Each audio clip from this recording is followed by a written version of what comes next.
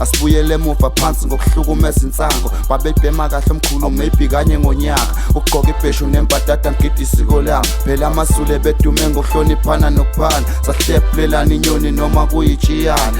Lo wayenguminister kwamaphoyisa wengqongqoshe kwamaphoyisa eNingizimu Afrika usephumele kobala ngokuthi yena uyasana noKhethi Matlala.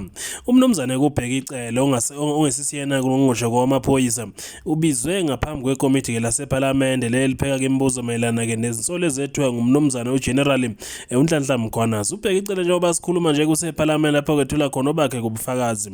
Ubuziwe ngoKhethi Matlala kanjalo noBrown Mokgotsi uthi yena yebo uyamazi impela uKhethi Matlala. Uthi kwahlangana noKhethi Matlala, uKhethi Matlala ke bahlangana naye ngoDisemba. Kwabeke sekuveza ukuthi ke uKhethi Matlala uhlangene noBrown Mokgotsi kanjalo ke nomnumzane uSenzo Mchunu. Ekuthenini ke uSenzo Mchunu ucela ukuthi ke bamxhase emkhankasweni wakhe ukuthi ke abe ngumongameli. Lokho kwenzeka ngoDisemba ngonyaka ka2024. Uthi kuKhethi Matlala umazi kahle uBrown Mokgotsi benoSenzo Mchunu basana kahle ngokusho kaMnumzane kuSenzo Mchunu. Uphinde wathi ke futhi ke no WhatsApp akawusebenzisi futhi ngisho umfazi wakhe amsendeli message lapha yake ku WhatsApp. Okunye kabuza aphinde abuzwa ngakho kumnumzane kubheka icele ilokho kokuhlakaza kwepolitical task team okuyi IPKTT okuyona ke njeke ikade lusana ke nobugebengu obukwaZulu Natal. Ubheka icele uthi ke yena ngokwakhe kwakurong ukuthi ekuhlakazo ke le political killing task team. Uthi ukuvala kwayo uthini ngamacala kangakasolva kuze kube manje. Uthi lento kwakuthiwa ke mayivalwe immediately kwakurong lo kanjalo ke nalo Merit Hass oqhamuke sefuna ke njengama report ungubani yena. Ngokusho kabheka icele uthi kumnumzane uSenzo Mchunu wenza iphutha ngokuthi kavaleke le political task team.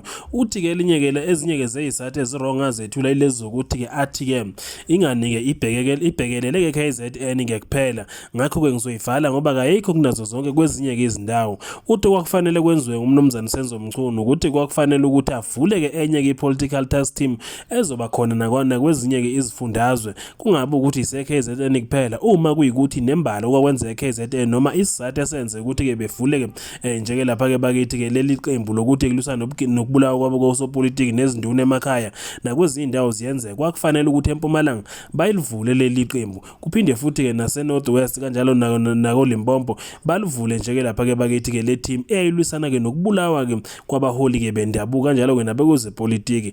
Uthi lento yenzakala kwaba wrong ukuthi ke ivalwe ngoba yayenza omkhulu umsebenzi futhi omuhle njengoba ke bebaningi abantu ababoshiwe abanesandla ekubulaweni njeke lapha ke bakithi kwabantu abaningi kanjalo kufakwe phakathi njeke lapha kosopolitiki nezinduna namakhansela emakhaya. Uthi abantu baphelile bebulawa kwezinswela boya ke kungasi ukuthi ke zibulawelana.